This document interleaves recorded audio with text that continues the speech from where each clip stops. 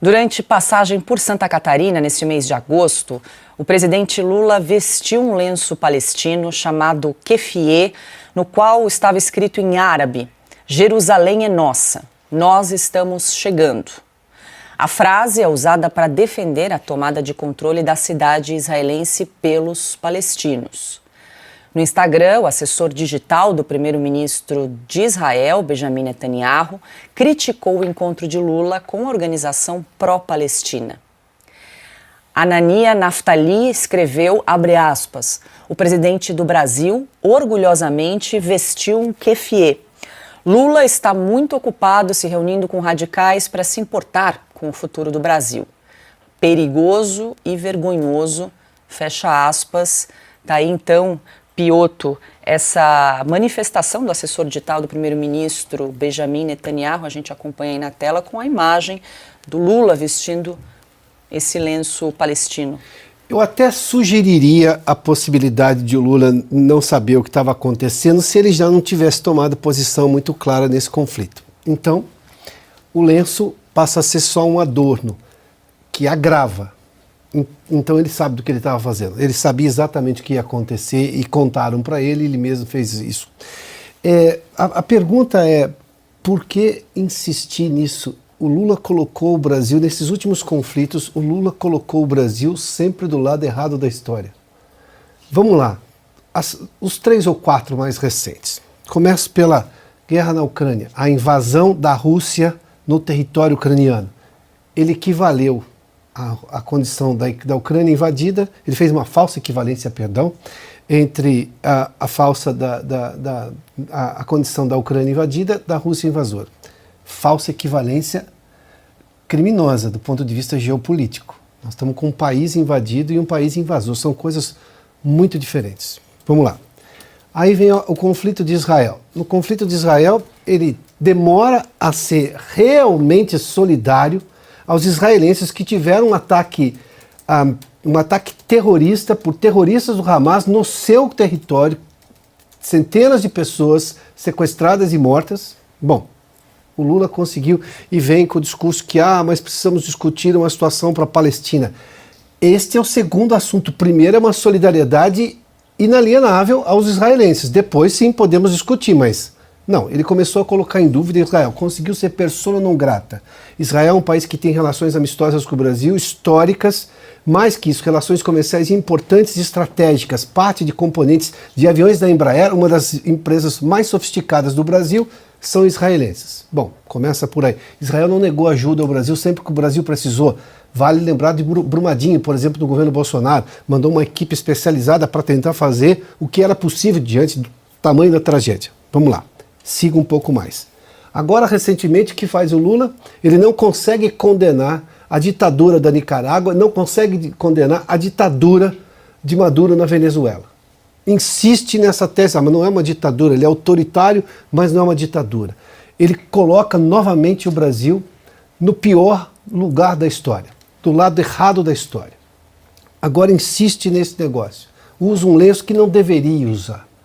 Não faz sentido para um presidente da República. A diplomacia brasileira é famosa e respeitada no mundo porque ela soube, em boa parte de todos os conflitos do mundo, manter uma certa distância e uma distância inteligente justamente para poder atuar como mediador. Ou a diplomacia brasileira, o país atuar como mediador. Não, o Lula escolhe o lado errado. Porque quando nós tivemos que escolher um lado, escolhemos sim o lado dos aliados da Segunda Guerra Mundial, em que pese o fato de o Brasil ter uma importante imigração italiana aqui, eu mesmo sou descendente deles, e também de alemães. Naquele momento, com tudo que foi negociado com os Estados Unidos, pode incluir a CSN, ou seja lá o que for, mas o Brasil esteve e mandou soldados que lutaram. A Ana relembrou esses dias aqui, inclusive, que fazia aniversário toda essa questão, ou seja, da importância brasileira, da atuação dos soldados brasileiros ali, dos pracinhas, como ficaram carinhosamente conhecidos, e que boa parte dos brasileiros, de forma muito vil, faz questão de esquecer, inclusive professores de história. Alguns me contaram essa história, outros evitavam. E diretores de jornalismo também não contavam essa história nos jornais. Veio o governo Bolsonaro e começou a citar e fazer homenagem aos pracinhas. Volto só ao último ponto aqui para a gente encerrar esse assunto. O Lula insiste em colocar o Brasil no lado errado da história. Isso não vai ficar de graça, porque o mundo assiste um Brasil indo para o lado errado. Isso tem impactos diplomáticos, a Ana fez menção há pouco. Uma mudança de governo nos Estados Unidos vai gerar repercussão. Óbvio, nós estamos falando do Brasil, o maior país da América do Sul. Hoje o Brasil é menor, embora do ponto de vista de extensão territorial seja maior, mas diplomaticamente é menor do que era em relação às relações aqui no continente pelas escolhas do Lula. E tem também problemas econômicos. O investidor vai colocar dinheiro num país, vai olhar para o país desta maneira, que faz escolha errada na Ucrânia, escolha errada em Israel, escolha errada aqui no continente. Esse é o drama brasileiro, do Brasil e da diplomacia sob Lula, não dos brasileiros.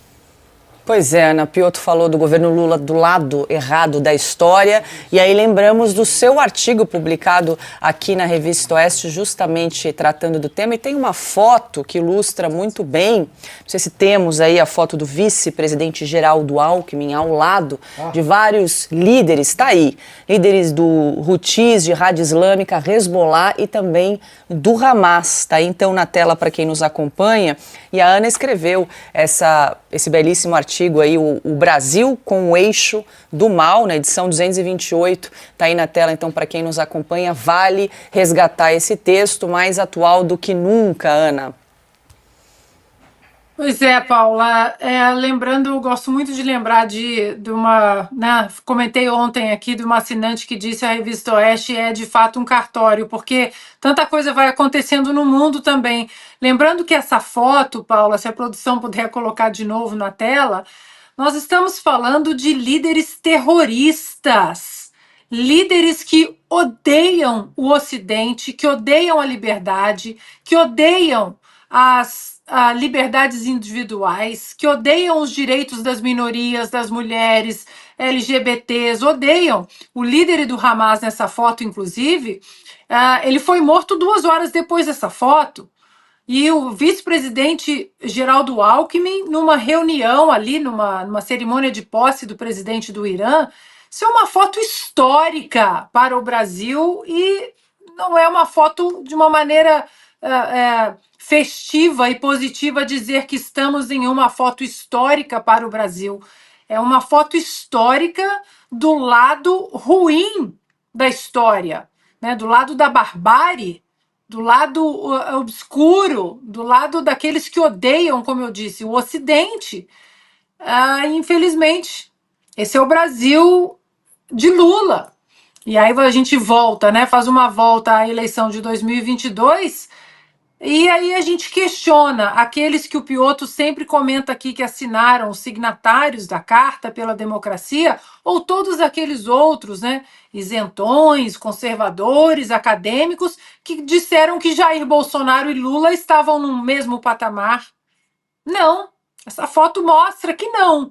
E essa foto nada é do que a continuação de uma cadeia genética do PT. Porque o PT ele é ligado com esse tipo de escória da humanidade há muitas décadas. Não tem nada de novo nessa foto.